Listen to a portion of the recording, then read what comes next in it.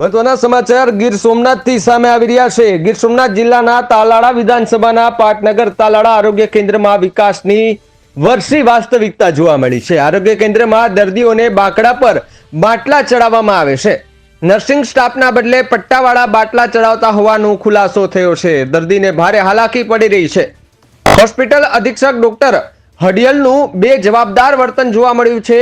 દર્દીઓ સાથે ઉદ્ધતાએ ભર્યું વર્તન જોવા મળ્યું છે એવા આક્ષેપો લગાડવામાં આવી રહ્યા છે। દર્દીઓ દ્વારા હોસ્પિટલ અધિક્ષકની દબંગાઈ થતી હોવાના આક્ષેપ દર્દીઓ દ્વારા લગાવવામાં આવી રહ્યા છે। જ્યાં ફરિયાદ કરવી હોય ત્યાં કરો તેવું પણ કહેવામાં આવી રહ્યું છે। અને પટ્ટાવાળા દર્દીઓને બાટલો ચડાવે છે જાણવા છતાં કોઈ કાર્યવાહી નહીં, એના પર પણ મોટા સવાલ થઈ રહ્યા છે।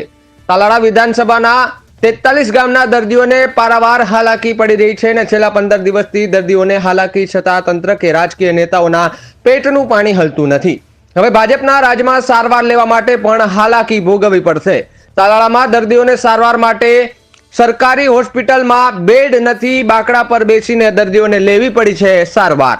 ચૂંટણીમાં સાથ નિભાવનારા નેતાઓ લોકોની સમસ્યા સમયે ગાયબ જોવા મળ્યા છે।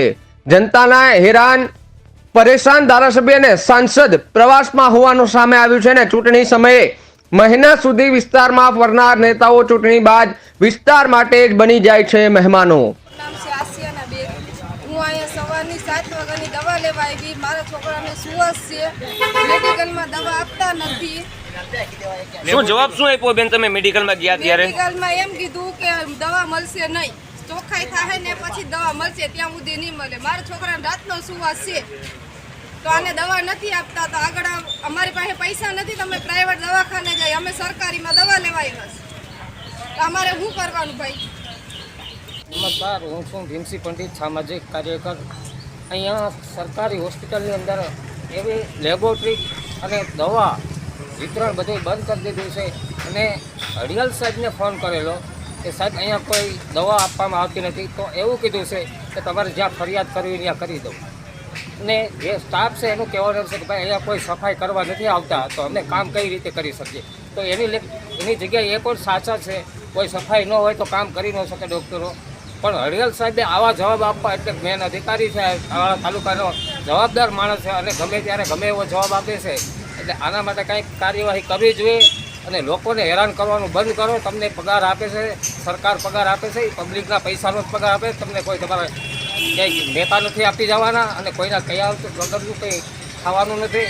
તમને અવારનવાર તમારી ફરિયાદો આવે છે, છતાં પણ અમે ક્યાંય વિરોધ કર્યો નથી તમારો। આજે કરવું પડે કે લોકો મારી દુકાન, અહીંયા દુકાન ચલાવું છું, ત્યાં આવીને ફરિયાદ કરે છે કે દવાખાનામાં કોઈ દવા નથી આપતા, લેબોરેટરીમાં કોઈ ધ્યાન નથી આપતા। તો લોકો પાસે નાના માણસો અહીંયા આવે છે જેની પાસે પૈસા થઈ છે, સરકારી નીકળે પ્રાઇવેટમાં વહી જવાનું છે। સરકારી હોસ્પિટલનો નિયમ હોય છે કે નાના માણસોની સેવા કરવાની છે।